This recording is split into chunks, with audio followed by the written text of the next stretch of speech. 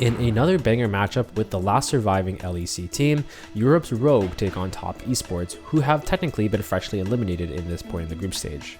At this point, this is a match that's played for pride, and both teams are surely going to give it their all regardless, with the immense amount of honor there is to play in something with the caliber of the World Championship. As always, if you enjoy content like this, feel free to drop a sub to support the channel. Let's hop into draft. Starting with the first phase bans, we've got TES on blue side this time, and they actually ban out Lucian, Maokai, and Orm. On the other hand, Rogue ban out Yuumi, Sejuani, and actually Jax, interestingly enough. This is a very specific but risky ban for Rogue because this significantly strengthens the B1 Aatrox opener here for TES, since there's just pretty much no response into this champion at this point with that matchup banned. The logic here is probably that top esports have their eyes set on another pick or something, so they're actually risking the fact that they can secure Aatrox here for themselves in the R1, R2. Top esports call out Rogue on their BS here though, and they really just take the Aatrox. Rogue probably look pretty stupid here at this point because now they just empowered the B1 Aatrox for no reason. In response, Rogue take the direction of the draft completely weirdly here with the Caitlyn Sylas opener. Caitlyn's a champion that will immediately command resources for bot side, right?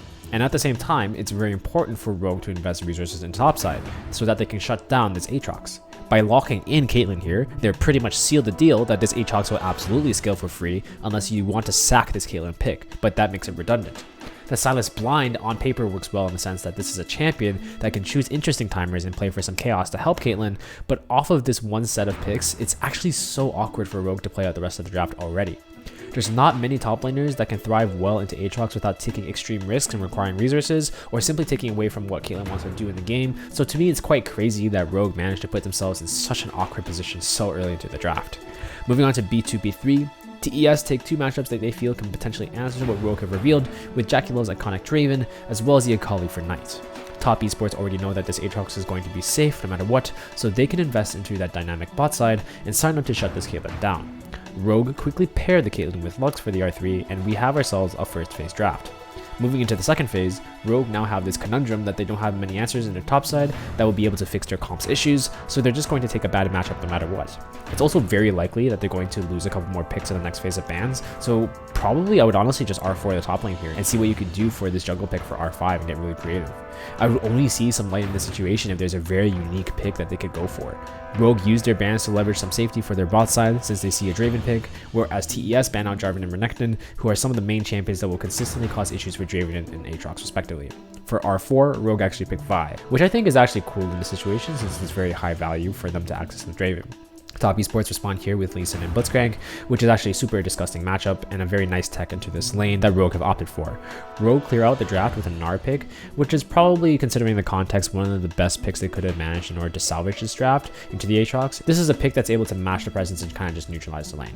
By no means do I think this pick is super effective though, because I think there could have been so much more done in this draft overall. You could just feel that Rogue were playing on the back foot the entire time during the draft, and I just think that their priorities on things were not right. This comp gave up so much power to top esports from the very beginning, and they effectively got countered in every lane thanks to some smart picks from top esports, especially with that counter pick they got on the Blitzcrank.